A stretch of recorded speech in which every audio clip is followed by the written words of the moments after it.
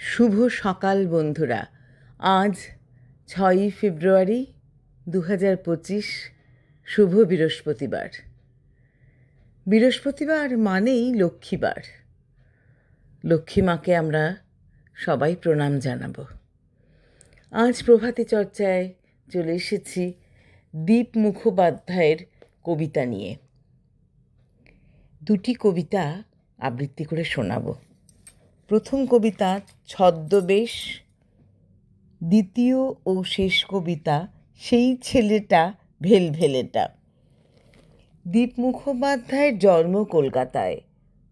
তিনি কর্মজীবন শুরু করেছিলেন সাংবাদিক হিসেবে, পরে চাকরি করেছেন রাষ্ট্রায়ত্ত ব্যাংকে। সেখান থেকে স্বেচ্ছায় অবসর নিয়ে এখন ব্যস্ত লেখালেখিতে আর বিজ্ঞাপন চলচ্চিত্র তৈরিতে। ছন্দ আর মিলের খেলা তার কবিতায় সবচেয়ে বড় আকর্ষণ।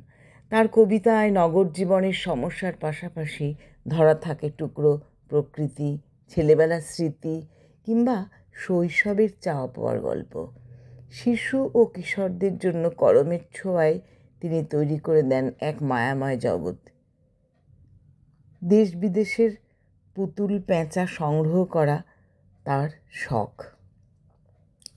এবার আসি তার কবিতায়। ছদ্মবেশ। খেলায় হেরে রাহুল দ্রাবিড় ছদ্মবেশে ঘোরে। একটি মেয়ে হাতছানি দেয় চৌরাস্তার মোড়ে। এই ঘটনা পরের দিনও, আবারও তার পরে। সত্যি ভীষণ বিরক্ত হন মিডিয়া যদি ধরে। দ্রাবিড় আছেন পরিচ্ছন্ন নিয়ম কানুন মেনে। বদল হলো ছদ্মবেশের, তবুও মেয়ে চেনে।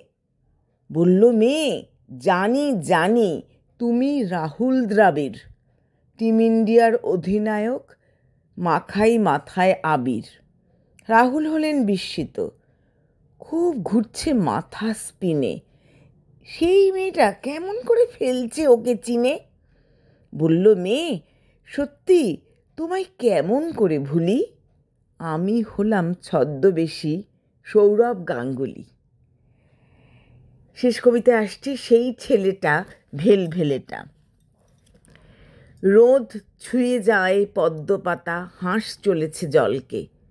সবজে সকাল ছবির মতন আঁকছে সমতলকে। সাত সকালের মাছরাঙাটা জড়িয়ে শাড়ি নীলপাড়। যেই দেখেছি সেই দু চোখে তক্ষুনি খাল বিল পাড়। ফটিক জলে শালুক ফুলের সমস্ত দিন তোড়জোড়। ঝকমকে নীল আকাশটাতে মেঘ লাগে আশ্চর্য। আমরা গাছে কাঠবেড়ালির দুরন্ত এক চক্কর। মন বসে না বই খাতাতে, ঝাপসা লাগে অক্ষর। ফুরফুরানি হাওয়ায় ওরা বকবকমের ঝাঁককে। দিব্যি লাগে খড়ের চালে ঝুলকালো দাঁড় কাঁককে।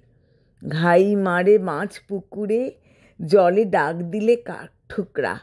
তখন থেকে ঠাঁই দাঁড়িয়ে কাব্য বানায় ছোকরা। আকাশ বাতাস নদীর কাছে নিত্য নূতন বায়না। সেই ছেলেটা ভেলভেলেটা দীপ মুখোপাধ্যায় না?